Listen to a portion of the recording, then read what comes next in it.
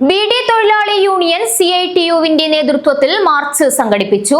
Kanhangad LIC ഓഫീസിൽ നിന്നും head post ഓഫീസിലേക്കാണ് March സംഘടിപ്പിച്ചത്. മാർച്ചിൽ നിരവധി പേർ അണിനിരന്നു.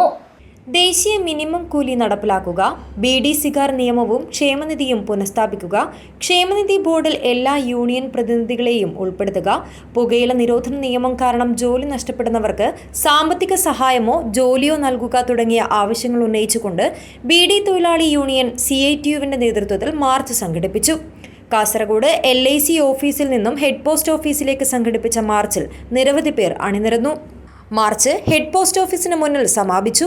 തുടർന്ന് നടന്ന യോഗം CITU ജില്ലാ സെക്രട്ടറി ഗിരികൃഷ്ണൻ ഉദ്ഘാടനം ചെയ്തു. 1968 ബീഡി സിഗാർ നിയമം ഇന്ത്യ രാജ്യത്ത് നടപ്പാക്കിയത് എന്ന് നമ്മൾക്ക് എല്ലാവർക്കും അറിയാം.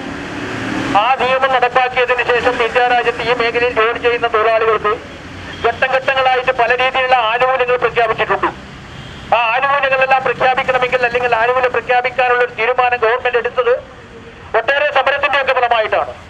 അങ്ങനെ സമരം നടത്തി ആനുകൂല്യങ്ങൾ പ്രഖ്യാപിച്ച് ആ ഉള്ള നിലവിലുള്ള ആനുകൂല്യങ്ങൾ ഓരോ കാലത്തിനനുസരിച്ച് കാലഘട്ടത്തിനനുസരിച്ച് കൊണ്ട് മാറ്റം വരുത്തി പുതുതായിട്ടുള്ള ആനുകൂല്യങ്ങൾ പ്രഖ്യാപിക്കുന്നതിന് പകരം നിലവിലുള്ള ആനുകൂല്യങ്ങൾ പോലും നൽകാതെ യാതൊരു രീതിയിലുള്ള പരിരക്ഷയും അധ്വാനിക്കുന്ന തൊഴിലാളി വർഗത്തിന് നൽകേണ്ടതില്ല എന്നുള്ള സമീപനമാണ് BJP-യുടെ ഗവൺമെന്റ് എടുത്തിരിക്കുന്നത്.